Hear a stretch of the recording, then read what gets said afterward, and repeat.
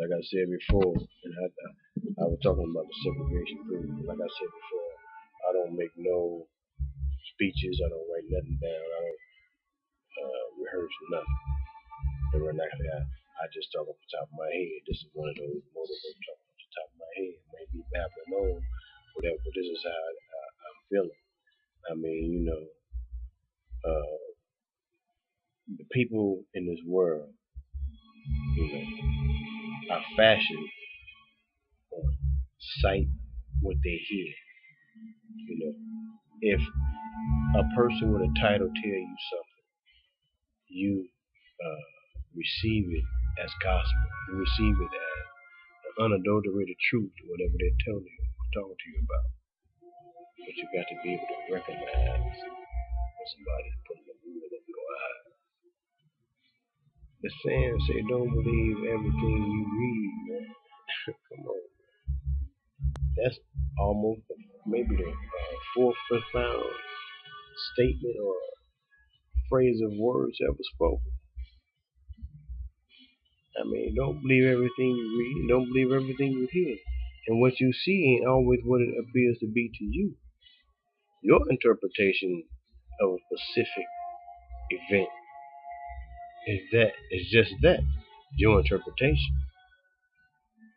Because if you have no knowledge of the event, if you haven't focused on the event, if you haven't studied the event, then that's just your interpretation. That's just you running off at the mind. I'm not gonna say the mouth because you might not even speak on your interpretation. That your interpretation may be something no one's ever heard, but I'm saying you still have an interpretation. So what's your interpretation of the event that taking place? Could be way from left field. We gotta read between the lines and seek out the truth. That's the only way you're gonna survive. And people, fight the prices, fight the gas. See, we won't. We have become so spoiled by machinery and assistance in our lives. I mean, just think about the old West when there was no car. It was nothing but horses, buggies, and trains. That's how they moved about. Or bicycle. I mean, how many people would stop driving to work and take public transportation, aided by a bicycle? Or take a bicycle to work if it's, in a reasonable distance where you can go to and fro without being overexerted by the time you get to work and not being able to perform your duties and functions in the position that you hold. But if everybody stopped driving automobiles except for Sundays to go to church or to go to the grocery store to get groceries, things of that nature, where you need the convenience of, a door-to-door service. Everybody took transportation, stopped driving. There would be no more traffic court.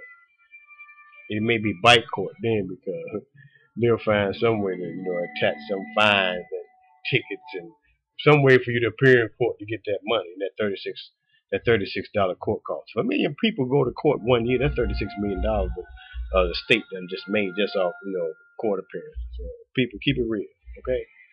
Uh, all I can say is open your mind up. You got to put forth some footwork, to find out what your purpose is in this life, what you need to do in your community or the things that concern you or surround you, and to make this whole outfit better, to make this whole world better. Because I'm telling you, it's all about everybody having equal share. I mean, if you blow your equal share, that's something. But it's like everybody start with equal share. Where you mess up, you can't blame nobody but yourself. But if you prosperous, you hold your head up high. You know what I mean? Take what's yours. Go out there and get what's yours, but don't take them from nobody else. Don't deceive nobody else, for you to gain your benefit. Don't deceive nobody else to get on top. Don't use another person. I don't care who you are. I don't care what color creed you are. But stick with your own kind. It's not a racist statement. It's not. I mean, you don't see an apple trying to grow on an orange tree, do you? You know what I'm saying? You don't see a pear trying to, rise up on a grapevine. Come on.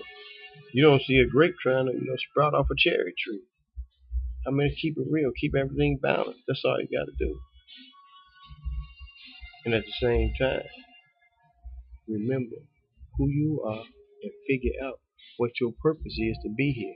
Because your life is that short. I mean, take a person who lived 100 years. Compare that to eternity. How long did he live? Nothing. Remember this. A tree can be planted the day you were born. One tree can be planted the day you was born. And it'll serve 6 generations of your offspring while you dead and gone. It'll provide shade for your children, your children's children, their children, their children, and their children. And who knows who else may come along after the house is sold. That's how short your life. That tree done outlived you 5, 6 times. Come on, man. Life's too short. That's the most profound statement in the world ever spoken. Life is too short. Grasp the meaning of it. Feel the urgency of it. And do the right thing before your time expires. Talk to you later.